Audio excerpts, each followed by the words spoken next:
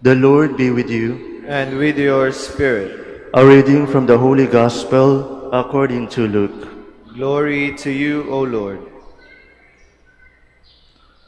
When the days were completed for their purification, according to the law of Moses, Mary and Joseph took Jesus up to Jerusalem to present him to the Lord.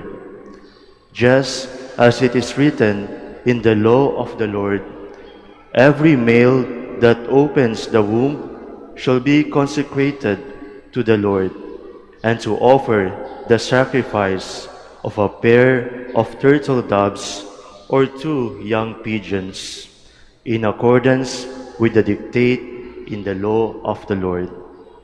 Now there was a man in Jerusalem whose name was Simeon. This man was righteous and devout, awaiting the consolation of Israel, and the Holy Spirit was upon him. It had been revealed to him by the Holy Spirit that he should not see death before he had seen the Christ of the Lord. He came in the Spirit into the temple, and when the parents brought in the child Jesus to perform the custom of the law in regard to him, he took him into his arms and blessed God, saying, "Now, Master, you may let your servant go in peace, according to your word.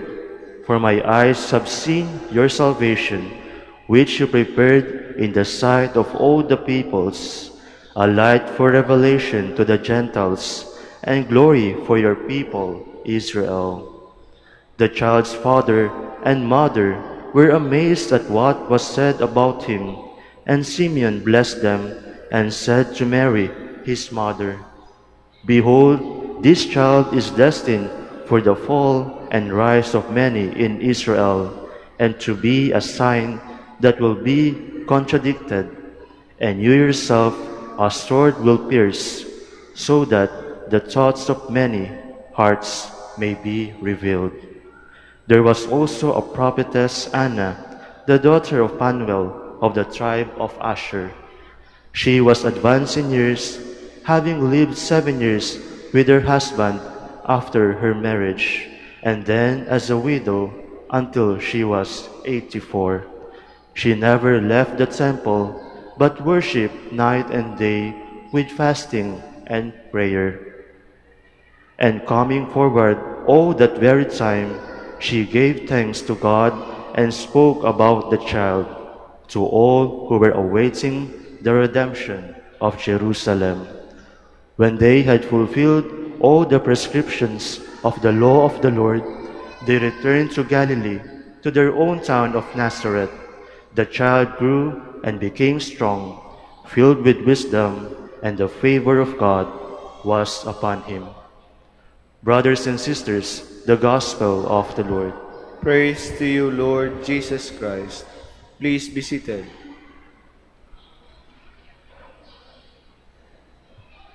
Gandang umaga po sa inyong lahat. And welcome to the Minor Basilica of Our Lady of the Rosary of Manaoag. Ngayon po ay ating sineselebrate ang Candelaria sa ating tradisyon o sa ating kultura. Kaya kanina sa umpisa, binless po natin ang mga kandilang inyong dala.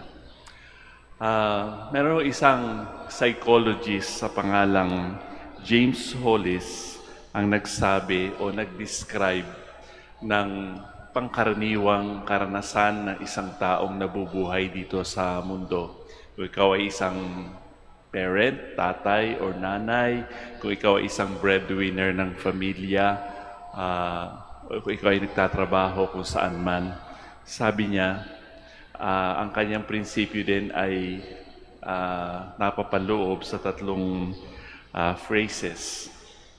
Shut up, suit up, and show up.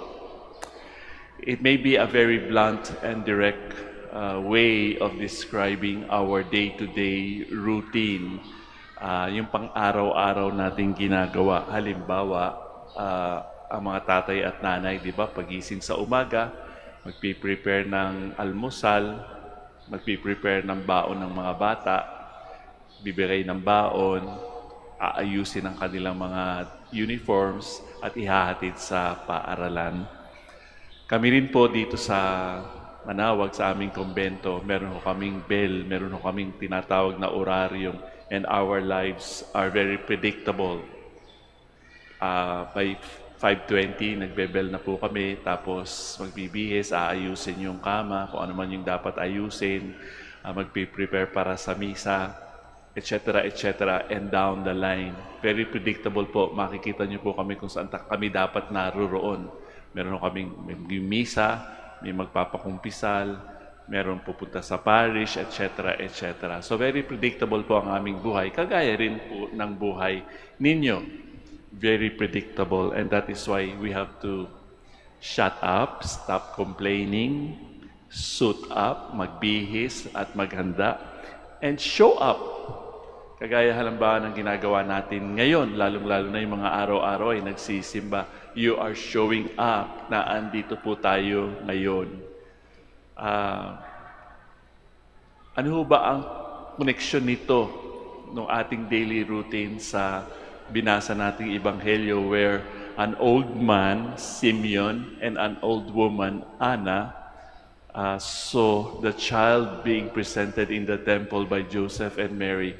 In other words, kagaya rin ni Simeon, kagaya rin natin, we are living in an in-between phase of our lives. Kahit ho tayo, di po ba? We are also waiting for the second coming of Jesus in this world.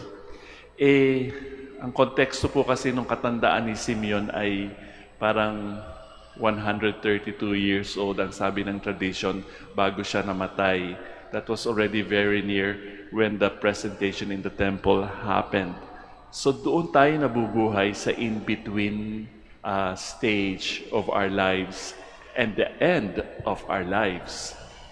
So pagka ganun ang ating stage kung saan tayo naroon ngayon, only two things can happen.